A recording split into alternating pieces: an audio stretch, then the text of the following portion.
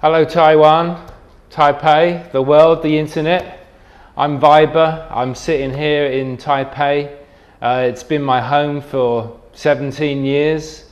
I have a very long story to tell you, but actually I'm just here to talk about my music, which is very much my passion.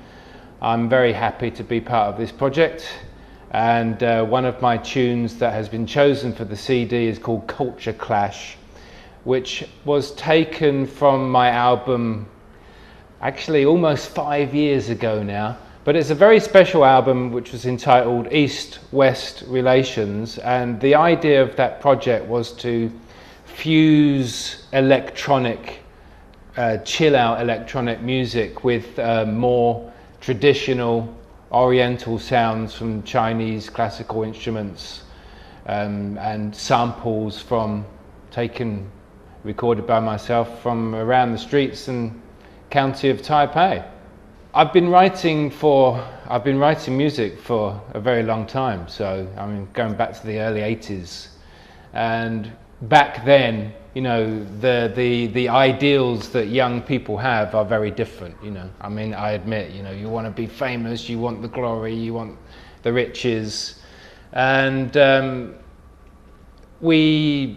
I've played in bands and solo projects over the years, and to some success. I've had a few commercial releases, and I've scored a few film and video work.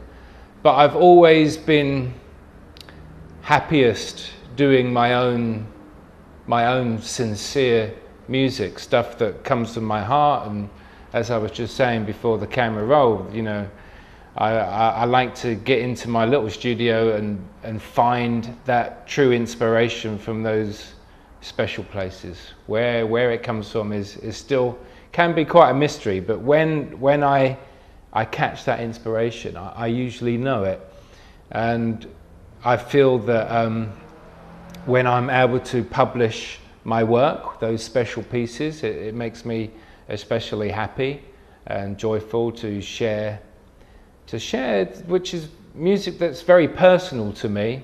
But if others can appreciate it, of course, it's very valuable for me. So to be part of a project such as this releasing music that has no boundaries, that gives absolute freedom to the artist, and it's appreciated. My musical background is self-trained, and like I just mentioned, I think I was 17 or 16 watching musicians on television in London, and at that time, I'm talking the early 80s, you know, it was when the synthesizer bands first appeared, so perhaps Duran Duran, Depeche Mode, when these acts first became big. And my friends and I at school simply wanted to emulate them, and I spent a lot of money for my first synthesizer. They cost a small fortune back then, and I just literally took it home and started with one finger on the key. But with synthesis, you see, there's a whole new world. A lot of people, when they envision electronic music, they don't really fully grasp the meaning of synthesis, because aside from melody, there is the soundscaping itself, how you can have one note and the different things that you can do with your oscillators and frequencies and basically all those bells and whistles that you see on a synthesizer, how they can affect one sound. That also quickly grasped me. And so I spent the next 5 years or so playing and practicing and bouncing ideas off friends, and we formed a band in the early 80s, mid 80s. We had a couple of recordings and demos and some small success, and then I left England in '91, and to cut a long story short, I began to DJ, and that was the early '90s when the house music started to become popular. I believe they called it rave. We called it rave back then, you know. And so I DJ'd full time for a year, but it always at the back of my mind was, well, hang on, I know how to do this kind of stuff. When I was listening to these tracks, you know, I know how to do that. I know how these guys are making this music. They're using the same machines that I was back in the 80s, but it wasn't until 2003 or perhaps 2004 I finally discovered what you could do on software applications, you know. And I was given a copy of a digital workstation, and basically that opens banks and banks of synthesizers that would have cost thousands and thousands of pounds back in the 80s. And the result of that is you've got tons of artists now. You've got 14-year-old kids making wonderful music in their bedrooms, although I'm not 14, of course.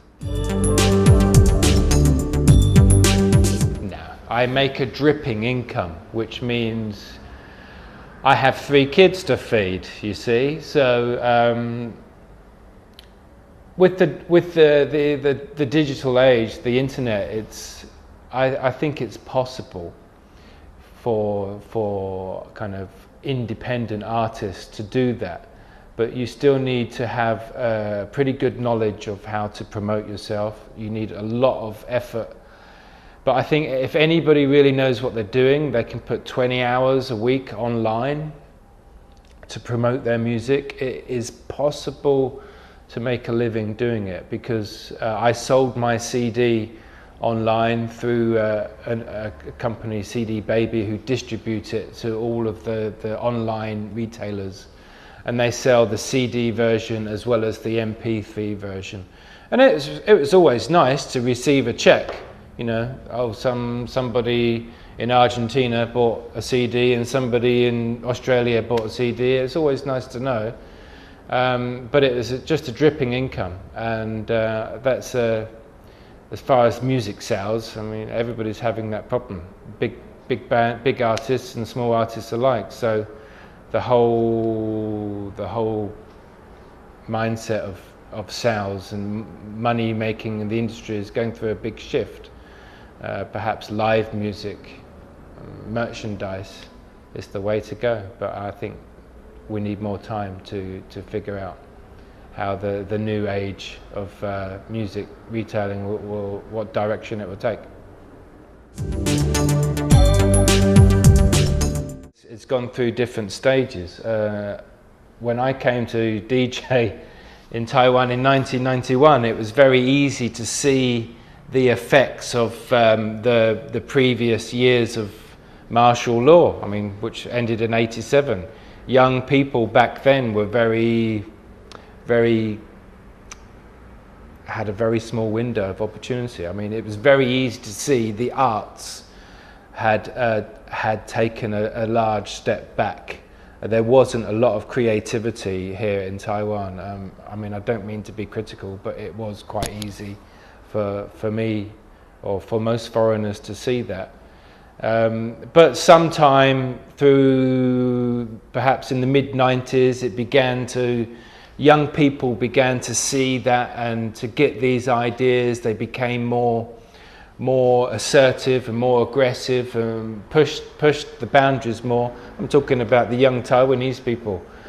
And it's good to see, you know, you can only encourage the arts and all kind of arts. And now, of course, it's reached to a certain level, and you've got Taiwanese artists really mixing it up with the best of the world. I mean, you've got some of the DJs winning the world competitions, and other electronic musicians from Taiwan getting worldly recognition. I expect a roaring mass of thousands of fans at the concert cheering, but I've stopped having expectations, Cerise, and only when artists do that, I believe the magic truly happens within, you know. It's when you do your art for yourself, when you write music for yourself. I mean, for me, I don't keep a journal. I don't write words, and the music is my journal. And I look back to the previous 6-7 years, and I've got a digital record of the music, you know. And it's nice to see where I was at any one time, musically and also spiritually. My music is a quest for spiritual truth. I might hope that doesn't sound too corny, but it's quite true. So my own quest to find truth is something very precious to me, and it doesn't really shouldn't affect other people. But if people enjoy the music along the way, I'm very honoured.